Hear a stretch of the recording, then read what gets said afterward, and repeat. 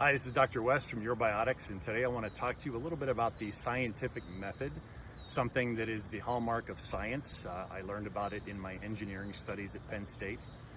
Then I switched over to biology, and it was taught there again how to basically find something that becomes scientific law, scientific fact, something that is workable, meaning we want things to work, right?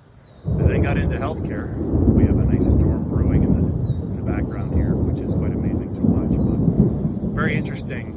I got into healthcare. I was expecting the scientific method to be there as well, and it surprised me that it was not. What do I mean by that? Well, things have to work, right? When you apply certain pain medications, sometimes they work, sometimes they don't. When you do surgery, sometimes it works, sometimes it doesn't, right? There's so many different modalities out there to use, and they don't always work, right? Which means they're not following the scientific method. More on that will come, because I'm going to drive that home, because it's a tool that everybody can use to figure out if you're being lied to. We're being lied to in healthcare constantly, right? For profit. Companies are making profit and pushing a product into people without having proof that it actually works in everybody. And it's supposed to work 10 times out of 10. In the world of engineering, they build bridges to work 10 times out of 10. How many times do you drive over a bridge and it just collapses on you? Right? If they used the science of medicine to build bridges, 33% of the time, the bridge would collapse on you, and everybody would go, oh, well, that's just bridges. Right? Nice ducks in the background, and here comes the rain. So the first step of the scientific method is observation. And this is going to be fun doing it in the rain, so I'm just going to go ahead and do it because it's beautiful back here.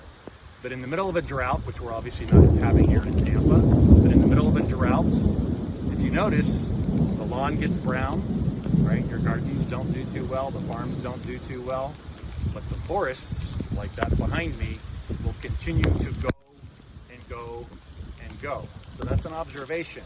Why do forests do that, right? And our lawns, our gardens, and our farms dry out. So at Eurobiotics, our science team, we went out into the forest to try to figure out why a forest will do that. And what we came up with is the power of the microbes, the power of the archaea, the fungi, and the probiotics. Probiotics are healthy bacteria, not the pathogenic ones, right? Those are found in forests, and that is one of the keys as to why a forest like that behind me will continue to grow in the middle of a drought, right? Whereas your lawn, garden, and your farm will not, right? So we've unlocked that, and we tested it on soil to see if it worked. One of the first tests that we did a few years ago is we took the powder and we sprayed it on a golf course in August in South Carolina. Right? The science team did it, just to test it to see if our theory was correct.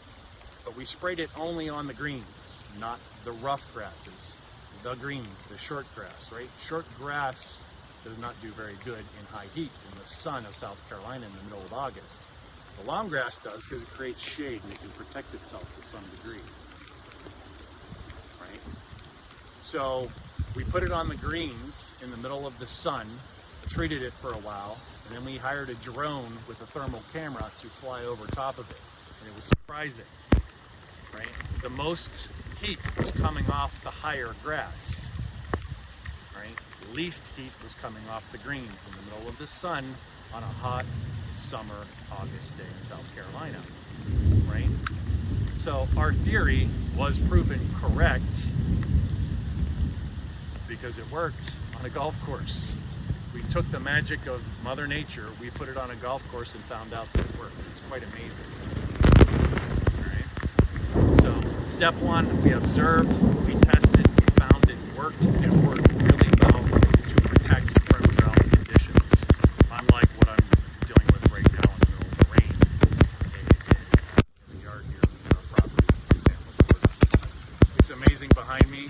The tide's coming up pretty soon. We'll have some manatees coming. This is just a wonderful place to be. We've seen more manatees in the last 4 to 6 weeks than we have seen in the whole entire year of last year. And I know why, because we put Your Lawn and Garden Pro all over this property here to make sure it's as healthy as possible. I have a 12 and 13-year-old kid, a dog, and chickens, and a wife, and I want everybody to be happy and healthy. So before this storm gets any worse, that's all I have to say for today.